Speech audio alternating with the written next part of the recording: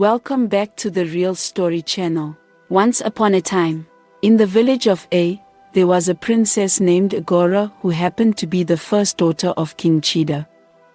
Unlike her three younger sisters, Agora was unmarried due to her body size. She faced difficulties in finding suitors because she was extremely overweight. Some villagers started singing songs to ridicule her behind her back, and her weight became a topic of gossip. Rumors circulated, such as claims that she had to wear 3 belts to go around her waist or that she could eat an entire goat in a single day. King Chat and his wife were deeply concerned about their daughter's weight. They made several attempts to arrange marriages for her, but nobody showed interest. Agora, on the other hand, had given up on herself. Her addiction to food made it hard for her to imagine ever becoming slim in her lifetime. She believed that marriage would probably never be an option for her because any man who agreed to marry her would do so for her status, not out of love. Agora had always longed to be loved by her future husband. Despite her general unhappiness with her life, she found a small amount of joy in dancing. The princess possessed exceptional dancing skills and would often hide in her heart, dancing to the beats she created by humming. Whenever there were festivals, Agora would search for a secluded spot where she could listen to the music and dance with all her heart. She always stayed hidden because she didn't want anyone to mock her. Now, it was the end of another successful year, and the time for the annual festival between the 4 neighboring villages had arrived.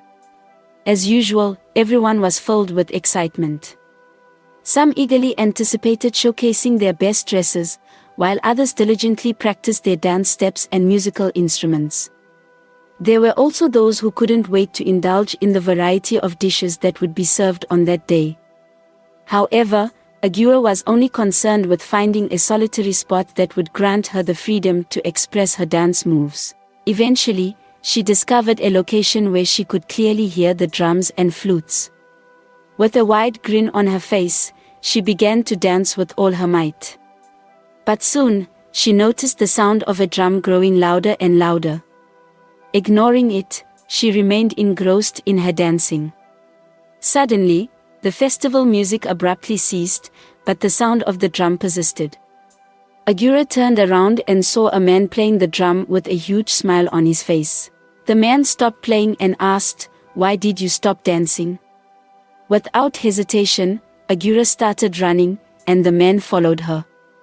However, due to her weight, she couldn't run very fast. He caught up with her, and she pleaded, "Leave me alone." She panted, "Go and find your comedic relief somewhere else." The man looked at her kindly, wondering why she considered herself a joke to him. "I got lost trying to find the market square," he explained. "When I saw you dancing over there, I decided to support you with my drums." Agora took a closer look at the color of his attire and realized that he wasn't from her community. She thanked the man for drumming for her and directed him to the market square. However, the man insisted on continuing to play for her.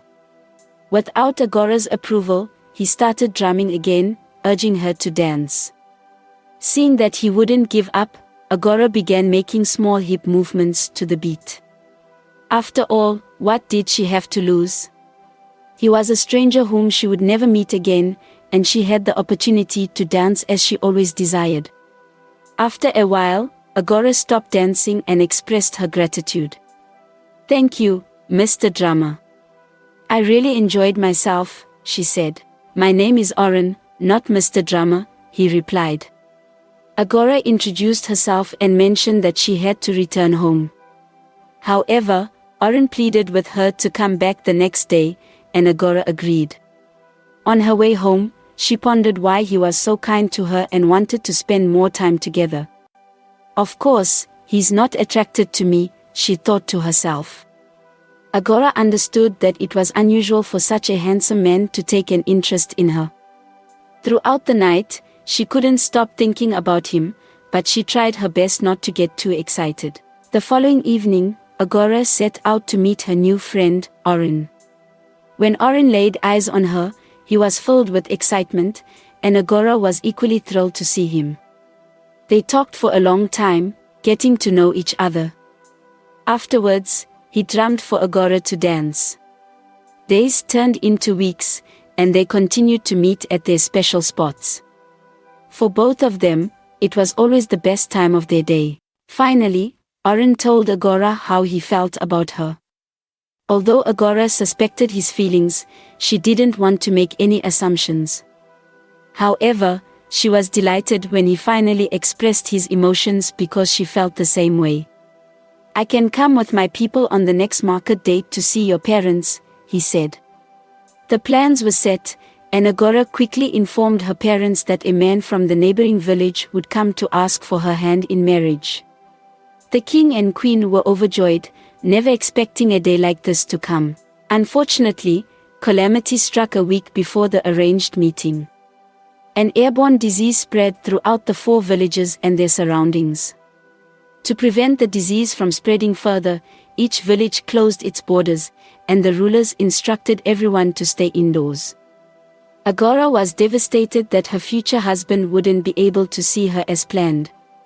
To make matters worse, a few days after the borders were closed, Agora contracted the airborne disease. For more than 3 months, she struggled to stay alive. The illness greatly affected her appetite, making it difficult for her to even finish half a plate of food in a day. As the months passed, a herbalist discovered the cure, and gradually people began to feel better.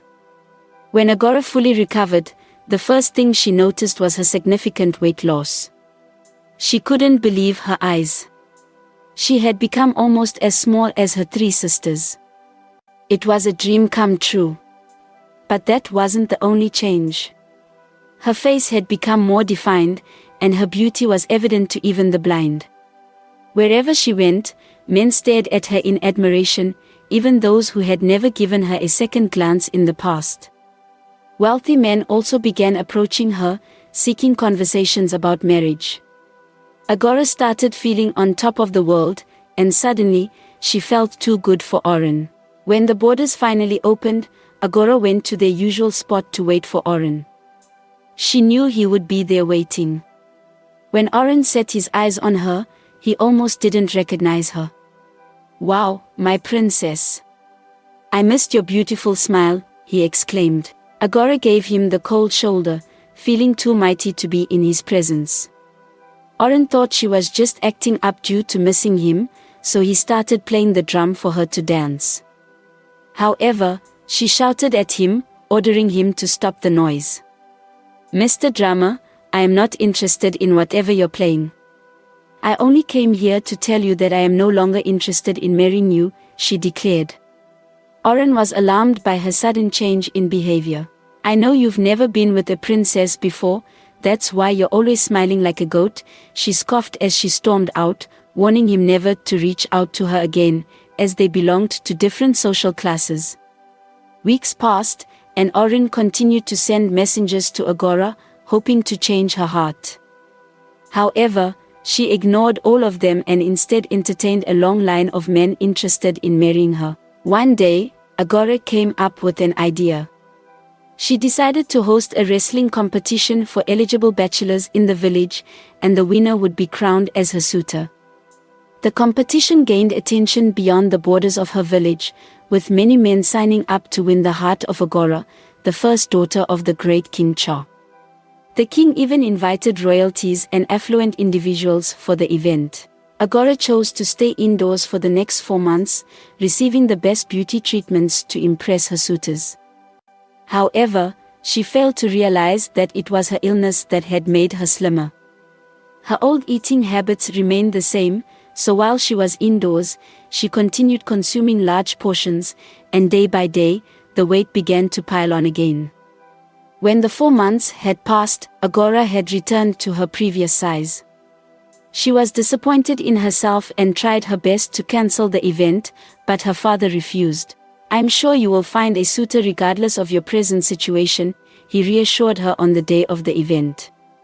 Warriors, farmers, traders, and many eligible bachelors gathered in the village school square, all vying to win Agora's heart. However, When Agora was called out to greet her visitors, the men stared at her in shock. She wasn't what they had expected, and one by one, they began to walk away, heading back home. Agora had never felt so embarrassed. As she was about to leave in shame, her eyes caught sight of a familiar figure. It was Oren, but he looked different. He was dressed like royalty, a stark contrast to the simple attire he usually wore during their meetings. They locked eyes for a moment before their gaze was interrupted by a voice. "My prince, your father is ready to leave now," the voice called out. Agora realized that Oren was royalty. His father was the king of one of the 4 villages. Because of his love for music, Oren would often disguise himself to play with everyone during festivities, not wanting to be treated differently by the other villagers. As Agora watched Oren turn his back and begin to walk away, she realized that she had lost a good man who loved her. It was a pity because she never had the chance to find love again. Eventually, she had to settle as the 10th wife of an old chief. The moral lesson of this story is that one should never neglect those who were there for them during their worst times. These types of people are becoming rare these days, and if you treat them unfairly, you might never have the opportunity to have them in your life again. Thank you for watching. See you in the next updated videos.